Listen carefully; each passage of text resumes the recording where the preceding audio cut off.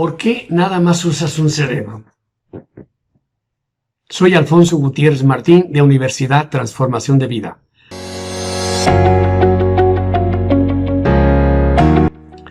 ¿Por qué usas un solo cerebro? Es decir, ¿por qué utilizamos un solo cerebro?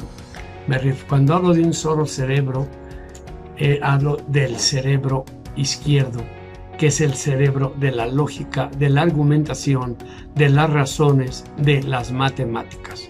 Y no utilizamos el cerebro derecho, que es el cerebro de la fantasía, de la imaginación, de la creación. Damos solamente argumentos a la gente, pero no usamos imágenes. No usamos nuestro cerebro derecho, ese cerebro que nos hace ser más creativos. Fíjense, mientras acá tenemos la relación que tiene que ver de cerebro derecho a cerebro izquierdo, el impacto es de 40 a 40 millones. Es decir, lo que elabora nuestro cerebro izquierdo contra lo que celebra nuestro cerebro derecho es infinitamente increíble lo que estamos trabajando en nuestra mente cuando hablamos de nuestro cerebro derecho. Ustedes se han fijado, por ejemplo, que Jesús habla en parábolas. Winston Churchill utilizaba frases y metáforas preciosísimas. José Martí hablaba de una manera muy de provincia, con un lenguaje exquisito. Creaba imágenes, colores, sabores, personajes, emociones, y todo eso utilizaba el cerebro derecho para llegar a las personas. Si tú llegas y dices a alguien que te quiera o que te compre, porque le vas a dar 10 razones muy poderosas, te van a decir, démelas. Y al final, oiga, pero pues está bien, vuelva en otra ocasión. Y sin embargo, si tú tienes la capacidad para crear imágenes en aquella persona, es decir, si tú vas a venderle a alguien, por ejemplo, le vas a vender, por decir algo, un teléfono, y le sabes crear con toda imaginación y fantasía todo lo que hace ese teléfono, todo lo que puede hacer, lo que produce, todos los beneficios, todo aquello que va a lograr, todo aquello que se puede imaginar, todo lo que puede hacer con este teléfono, y le haces un cuento sobre un teléfono, eso le va a gustar mucho. A diferencia de que tú le puedes decir técnicamente cuáles son las características y todas las cosas grandes que hace este teléfono. Nada más las características. Tienes que utilizar los dos cerebros, desde luego. Dale mucha importancia al cerebro derecho, que es el cerebro de la fantasía y el cerebro de la imaginación. Ve los niños.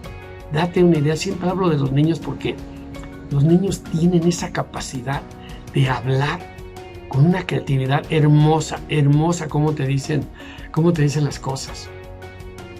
Te dicen, pareces un elefantito, estás muy gordito.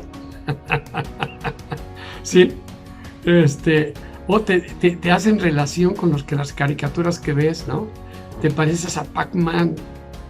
O sea, te hacen sentir y hasta te acuerdas de lo que en un momento dado te dicen. O te relacionan con los héroes, con los mitos que ellos leen o ven. Son fabulosos los niños. Allí aprendes cosas extraordinarias de cómo usan su imaginación. Los niños son casi totalmente cerebro derecho. Vean, están escribiendo y empiezan a leer, ponen una muñequita acá con otra muñequita acá y empiezan a generar imágenes de los personajes.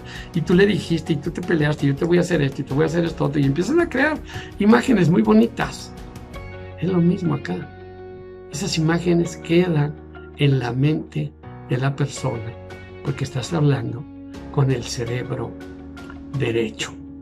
Cuando yo digo no uses nada más un cerebro, me estoy refiriendo que no utilice nada más la parte que es un solo cerebro, lo que tenemos, desde luego.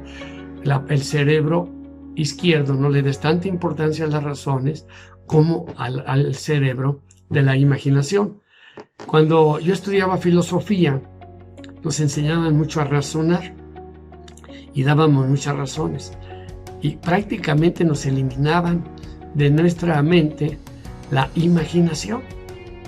Y me acuerdo yo que había un maestro, y eran áridas las clases, la mayoría eran muy áridas. El tiempo, el espacio, el infinito, la cosmología, la filosofía de la naturaleza. Bueno, me eran muy interesantes, pero hasta cierto punto de las clases le faltaba ese feeling. Recuerdo que había otro maestro que nos daba historia de la filosofía, pero no la platicaba. No la platicaba la historia de la filosofía, los filósofos, qué hacían, y luego nos daba en el intermedio cuentos, nos daba anécdotas y todo eso. Y estábamos felices. Y decía, caray, pues la filosofía sí se puede aprender con anécdotas y con historias, y es más interesante. Entonces nos cambiaba el tema. Entonces con ese maestro nos apuntábamos muchos, aunque había veces teníamos que elegir. Había una misma materia que daban 3 maestros y había que elegir un maestro, y casi siempre se llenaba aquellos maestros que nos hablaban con el cerebro derecho. Entonces, moraleja, hablemos con el cerebro más, démosle preferencia, no quitar razones. Démosle preferencia a nuestro cerebro derecho, que es el de la imaginación, la fantasía, las historias, los cuentos, para dar y enseñar verdades. Y desde luego, demos razones, pero eso un poquito menos. Soy Alfonso Gutiérrez Martín, de Universidad Transformación de Vida. Les agradezco mucho que estén conmigo, sean felices, y les agradezco también sus comentarios.